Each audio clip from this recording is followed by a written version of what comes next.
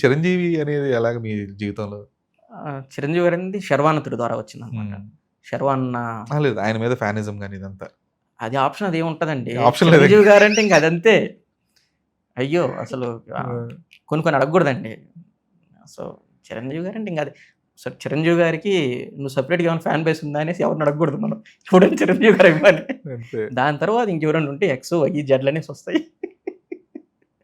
లేదు లేదు. డెఫినిట్‌గా మనకు అసలు అంటే ఆయన మీ మీద కావచ్చు, ఆయన చిరంజీవి గారి ప్రభావం పడిన సినిమాలు ఏంటి అసలు? ఎప్పుడు అలా ఆ ఫ్యానిజం అనేది ఎప్పుడు స్టార్ట్ అయింది మీకు? నాకు పర్టిక్యులర్‌గా అయితే నాకు హ్మ్. గుర్తులేదండి. అంటే ఈ సినిమా అని నాకు గుర్తులేదు గానీ, చిన్నప్పటాల నుంచి అంటే చెప్పా కదా మీకు మా ఊర్లో ఐ మీన్ ఈ యాంటీనా కావచ్చు ఇవన్నీ ఛానెల్స్ వచ్చేది కాదు.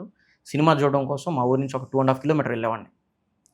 2½ to 3 కిలోమీటర్స్. అప్పుడు వెళ్ళేటప్పుడు కూడా ఏందంటే పెద్దవాళ్ళు వెళ్ళేటప్పుడు నన్ను మస్ట్ అండ్ షుడ్ తీసుకెళ్ళేవాళ్ళు. హ్మ్. వీడు నిద్రపోడు ఈడు ఎంతసేపైనా ఈడు మేలుకుంటాడు అనేసి. ఓకే. సో, నైట్ షోస్‌కెళ్ళినప్పుడు. నైట్ షోలకి వెళ్ళినప్పుడు. సో, మిగిలిన నా ఏజ్ కుర్రాళ్ళని కూడా పడుకునేస్తే మళ్ళీ ఆడిని ఎత్తి తీసుకురావాలి. లేదంటే ఈ కైండ్ ఆఫ్ మేట్ ఉంటది. ఈడు అవసరం లేదు. వీడిది హ్యాపీగా తెచ్చుకోవచ్చు ఓకే. అని ఉండేది. నాకు పెద్ద ప్లస్ పాయింట్ నా ఫ్యామిలీ అండి. సో, ఏ రోజు మా వాళ్ళు అంటే ఇది చెయ్యొద్దు, అది చేయొద్దు అని చెప్పేవాళ్ళు. అంటే మేము కూడా ఏంటంటే ఏది ఎక్కడి వరకు ఉండాలో ఆ మీటర్ వరకు ఉండేవాళ్ళం అనమాట. ఎప్పుడు అది చేయలేదు. సో, అది చేసేవాళ్ళం కాదనమాట. ఇంటి వరకు. ఇంట్లో నుంచి బయటొచ్చిన తర్వాత దాని గోల దానిదే. ఓకే.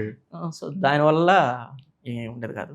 సో, హ్మ్. చిరంజీవి గారనేది బై బర్త్ అంటామా, ఎదుగుతున్న క్రమం అంటామా, ఇంకా ఆయన మీద ఒక అంటే ఇంకా ఆ స్కేల్ అంతే అనమాట.